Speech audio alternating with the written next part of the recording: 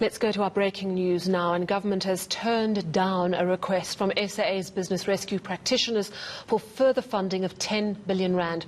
Public Enterprises Minister Pravin Gordhan says government will not provide any extra funding for the business rescue. SAA, of course, was placed under business rescue in December. The practitioners are yet to publish their full rescue plan. For more on this, ENCA's Heidi Jokos joins us now. Good evening, Heidi. Why this decision now? So it's important to note, Sally, that SAA is under business rescue, and of course they are desperate for post-commencement funding. We've seen the Development Bank coming through and assisting SAA. We've seen National Treasury come through, and now the business rescue practitioners have asked for an additional 10 billion rand in post-commencement funding. They obviously need this to move forward, even though they are grounded, but they're obviously now flying in terms of repatriation flights. But they're obviously needing some kind of financial assistance to move forward in their business rescue plan. And the Department of Public Enterprises Minister Pravin Gordhan saying, we cannot be giving you more money. It's just not sustainable. Also, given the fact that there is a COVID-19 pandemic, there is no money to assist you further. So we are in a position of a letter where the minister is responding to the business rescue practitioners saying, we cannot give you any more money. We're in no position to do so. And if there was money available, it would, of course, go to giving some relief to others that are in financial distress due to this COVID-19 pandemic. So understandable at this time. Has SAA responded to this note from the minister, and have they explained what it might mean in terms of job losses?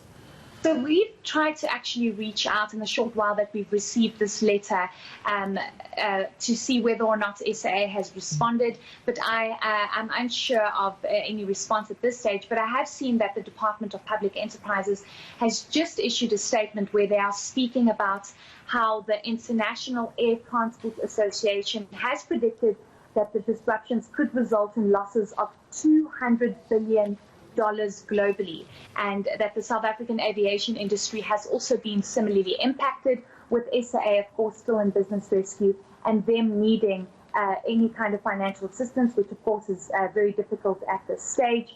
The statement goes on to say that the airline has run a number of charter operations recently for both passengers as well as cargo, earning some additional cash.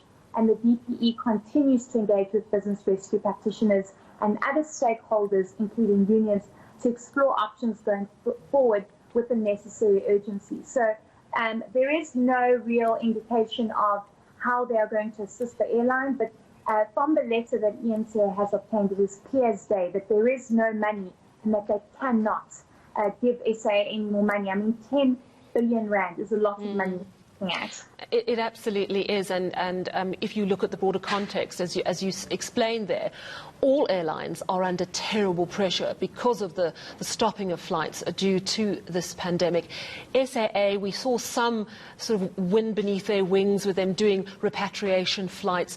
Do you think that all of that will come to a halt? Do you think that we're likely to see sudden and immediate job losses because of this denial of extra funding for the business rescue process? Well, Sally, the thing is, SAA is in a very fortunate position, as weird as that sounds. They're in a very fortunate position given the fact that they are still flying during this lockdown. They are assisting governments such as the German government, such as the Brazil government, to get their citizens back there. So it's part of the repatriation process.